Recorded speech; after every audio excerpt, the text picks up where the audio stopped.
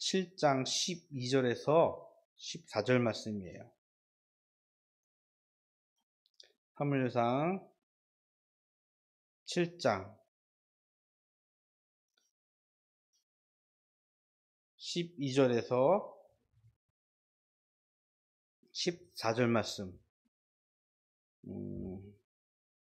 제가 한 절 읽고 여러분 한 절 읽고 마지막 절은 같이 읽겠습니다. 제가 먼저 읽을게요. 사무엘이 돌을 취하여 미스바와 센 사이에 세워 이르되 여호와께서 여기까지 우리를 도우셨다 하고 그 이름을 에베네셀이라 하니라.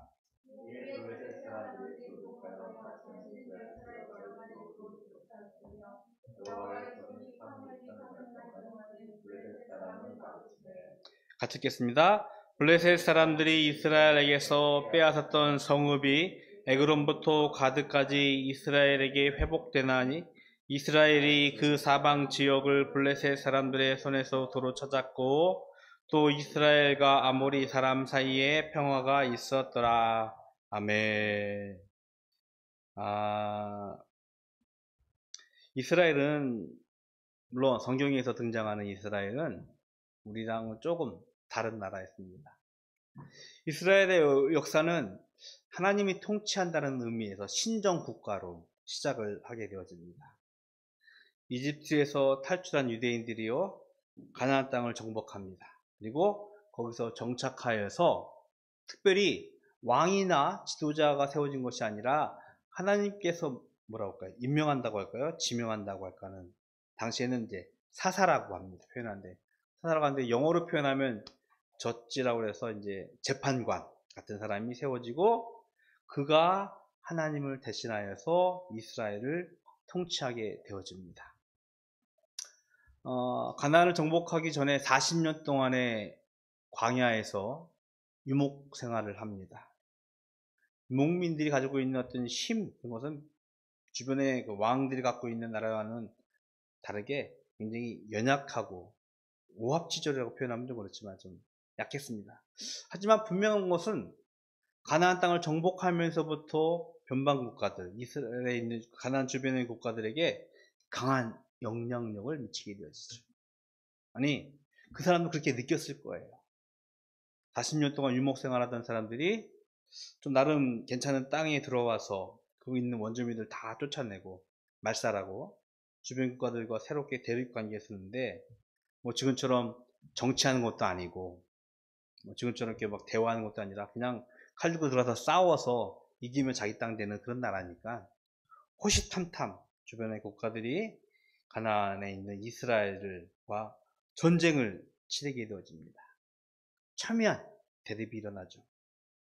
그래서 이스라엘은 아주 오랜 시간 동안 전쟁의 어떤 피로감에 쩌들게 되어집니다. 사무엘은 그 이스라엘의 어떤 마지막 사사쯤 됩니다. 사사가 되어서 하나님을 대신하여서 이스라엘에 하나님의 말씀을 선포하는 그런 지도자였죠. 가나안을 정복했지만 오랜 시간 이방 민족과의 그 전쟁의 위협으로부터 평화를 빼앗긴 채 이스라엘은 살고 있었습니다. 끊임없이 이야기를 했지만 아마 사무엘 때 와서 이스라엘 백성들은요 사무엘에게 와서 요구합니다. 우리도 옆에 있는 나라들처럼 왕을 세워서 강한 군대를 세우고 강력하게 우리를 나라를 좀 만들어 보자. 물론 사무엘은 그들의 청을 듣고 하나님께서 마지못해 허락한 사울이라는 왕이 생기기도 합니다. 저는 이 사무엘을 굉장히 개인적으로 높이 평가한다고 할까요? 좋아해서 영어 이름들 보면 이렇게 성경에 있는 이름이 많이 나오는데 이 사무엘이 샘입니다. 샘. 우리가 알고 있는 샘이에요.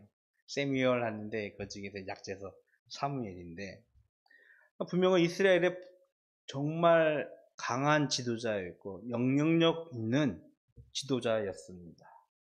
그런데 오늘 본문의 말씀은요, 그런 사무엘이 이스라엘을 통치하고 다스리고 있는 가운데 블레셋이 이스라엘을 치러 오게 되어집니다. 평상시에는 그들이 그냥 가만히 있어요. 뭐 지도자가 어떻건데 나라의 위협이 되어지자 사무엘 선지자를 찾습니다. 지도자를 찾습니다. 그렇잖아요. 우리들 나라가 평온하면은 뭐 지도자가 어떻게 될까 신경 안 쓰고 있는데, 나라가 위협이 들고 어렵게 되어지면 지도자 하는 행동들을 보잖아요. 뭐 하나. 뭐 물론 영향력 있는 지도자 중에 한 명, 미국에 있는 계신 분은 이 와중에도 조금 너무 좀 유별난 행동을 하셔서 우리를 놀랍게 하는데, 분명한 거는 이스라엘의 블레셋 공격을 처하게 되자 위협을 느낀 이스라엘 백성들이 사무엘에게 나옵니다. 이 위기에서 우리를 좀 구원해 주십시오. 탈출해 주십시오. 우리가 그 말씀 좀 이전부터 보면 사무엘이 이스라엘 백성들을 향하여서 경고합니다. 하나님의 말씀을 선포해요. 너희 안에 있는 우상을 좀 제하해라. 너희 안에 있는 이방신들을 버려라. 하나님의 지속적으로 하신 경고 말씀을 이스라엘 향하여서 선포했습니다. 그러나 하나님이 가지고 있는 국률한 마음을 가지고 블레셋의 공격으로부터 위협에 처한 이스라엘이 하나님의 구원을 요청하자 사무엘은 백성들에게 모입니다. 미스바라는 지역으로 모이게 합니다. 이스라엘 한 지명 이름이에요. 모여라. 그리고 너희들이 하나님께 기도해라. 하나님의 구원을 달라고 기도하라고 명령을 하게 되어집니다. 그동안 사무엘은 이스라엘 백성들을 위하여 어린 양을 잡고 번제로 삼아서 하나님께 제사를 드리게 되어집니다. 말씀드린 대로 이스라엘은 신정국가라고 했어요. 하나님이 통치하는 국가였어요. 전쟁의 위협이 있을 때 그들은 군대를 먼저 잘 정비해서 세우고 훈련 연습하는 것이 아니라, 성경에서 보면 그들이 먼저 했던 것은 하나님께 기도했으며 하나님께 제사 드리는 일을 먼저 했습니다. 그들이 생명의 위협에 처했을 때, 그들이 어려움을 겪게 되었을 때, 이스라엘이 가나안 땅을 정복할 때 보면요, 여호수아의 앞부분에 보면 하나님께서 하나님의 군대 장관을 이스라엘에게 보냅니다. 그리고 그 군대 장관이 선포합니다. 신을 벗어라. 너희가 땅 선 곳은 하나님의 거룩한 땅이다. 이스라엘은 그 하나님의 거룩한 땅을 걷기 시작합니다. 그리고 모든 전쟁에서 승리를 하게 되어집니다. 그리고 가나안을 정복하게 되어집니다. 즉, 가나안 땅을 하나님은 거룩하게 구별하셨고요, 그 가운데서 하나님의 백성인 이스라엘 백성들이 살기를 원하셨던 하나님의 계획을 이루신 것입니다. 그랬기에 오늘 하나님은요, 블레셋의 공격으로부터 이스라엘을, 하나님의 거룩한 땅에 살고 있는 이스라엘을 구원하기로 작정을 하십니다. 사무엘이 제사를 지내는 동안 큰 자연의 변화가 일어나게 되어집니다. 우리가 지금 바로 앞절 10절에 보면 이렇게 표현하고 있는데, 큰 우레가 났다라고 합니다.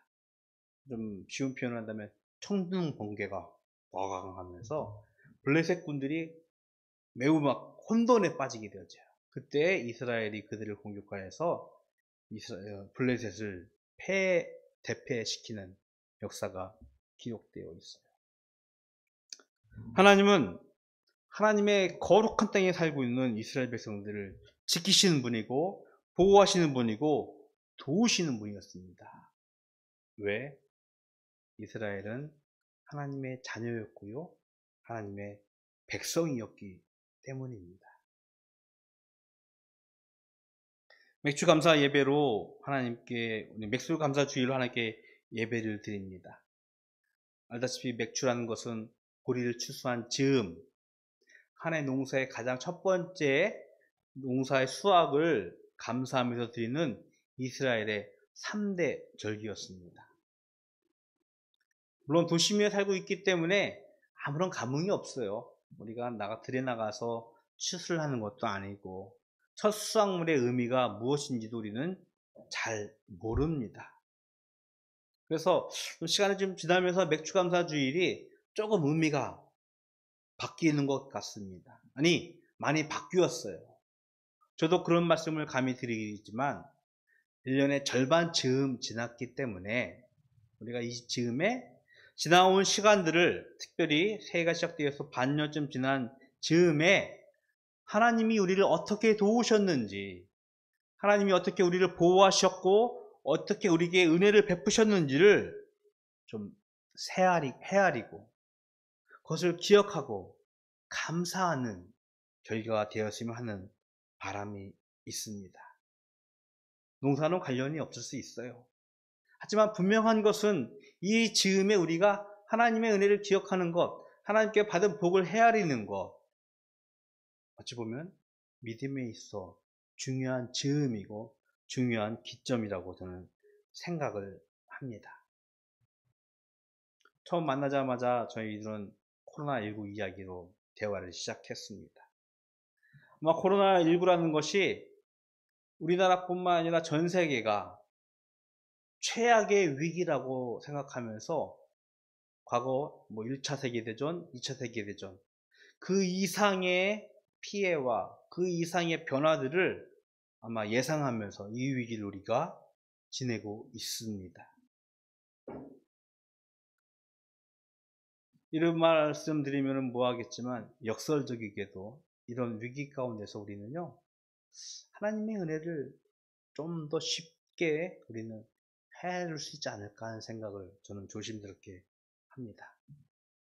생명의 위기와 고통 가운데서 감사하게 저희는 건강하게 지내고 있어요. 특별한 피해, 도전 그런 거 없이 지내고 있습니다. 어찌 보면 많은 그 매스컴에서 이야기한 것처럼 일상이 얼마나 고마운지 감사한지를 안다라고 하면서 매스컴이 그런 이야기들을 고백을 하고 있어요. 우리가 갑자기 큰 부자가 되어서 승진이 되어지고 어떤 좋은 것을 얻어서 우리가 감사해야 된다는 것이 아니라 우리가 그저 건강하고 우리가 그저 일상생활을 누릴 수 있다는 것 자체가 복이고 감사라는 것을 매스컴이 선전해주고 있어요. 정말로 감사한 것은 지난 반년 동안 저희는 그렇게 살았습니다. 감사하게 직장에서 또 학교에서 큰 어려움 없이 내 생활을 잘 유지해 가면서 우리는 살고 있는 것 같습니다. 내 가족, 내 이웃들 크게 어려움을 당하지 않고 나에게 영향을 주지 않고 오히려 내가 선한 영향을 끼치면서 우리는 지내고 있어요. 이 즈음에 우리가 하나님의 은혜를 헤아려 본다면 정말로 하나님께서 우리를 여기까지 도우셨다라고, 정말 하나님께서 여기까지 우리를 도우셨다라고 우리는 인정할 수밖에 없는 것 같습니다. 코로나19는요, 저는 감히 그렇게 말씀을 드리고 싶어요. 인간의 오만과 교만 때문에 주는 하나님의 경고, 인간의 자연의 질서를 많이 파괴했어요. 자연은 하나님께서 우리에게 위임한, 우리가 대리해서 통치할 수 있는 하나님께서 주신 귀한 선물이었는데 우리는 그것을 남용했어요. 파괴했어요.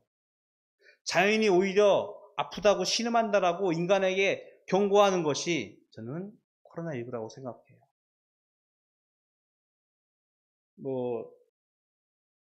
여러 가지 설왕설래가 있지만 코로나19의 주된 원인은 박쥐에서 시작했다는 얘기가 있잖아요.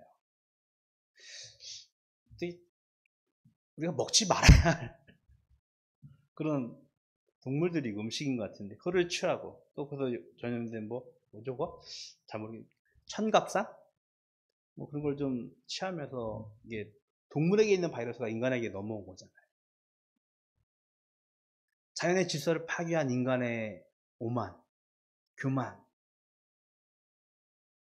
우리가 그것을 잘 다스리고 통치해야 되는 책임을 가지고 있는데 그것을 남용했기 때문에 자연의 질서를 파괴했기 때문에 오는 하나님의 경고, 메시지 아닐까라는 생각을 저는 조심스럽게 합니다. 이 가운데서 우리는 하나님의 은혜를 기억했으면 좋겠어요. 오늘 본문을 읽은 말씀은 사무엘이 이 블레셋을 다 무찌르고 난 이후에 돌을 취합니다. 물론 조그만 돌은 아니었을 거예요. 큰 돌이었을 거예요. 돌을 취하고 미스바와 센이라는 지방 지역 사이에 돌을 세우게 되어집니다. 그리고 그 돌을 에베네셀이라고 명명을 합니다. 에베네셀은 하나님이 여기까지 우리를 도우셨다라는 의미예요. 블레셋의 공격, 아니 이방 국가들이 이스라엘을 끊임없이 헤아리고 해치려고 노력했고 그들이 공격했던 것을 다 막아내시고 도우셨던 하나님의 은혜를 인정하고 고백하는 사무엘의, 아니 이스라엘의 믿음의 행위였습니다.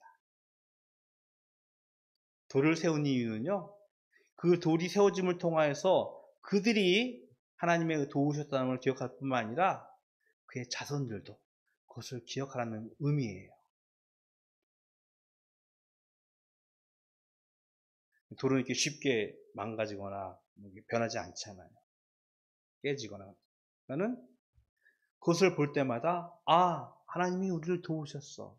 하나님이 우리를 보호하셨어. 하나님이 우리에게 은혜를 베푸셨어라는 것을 그들이 기억하기 위해서 사무엘은 믿음의 행위를 선포한 것입니다. 이후 급격한 이스라엘의 상황이 오늘 본문의 말씀에서 전개되어져요. 블레셋에게 빼앗겼던 모든 땅들이 회복이 되어집니다. 그리고 아모리 사람과의 화평이 이루어집니다. 그렇잖아요.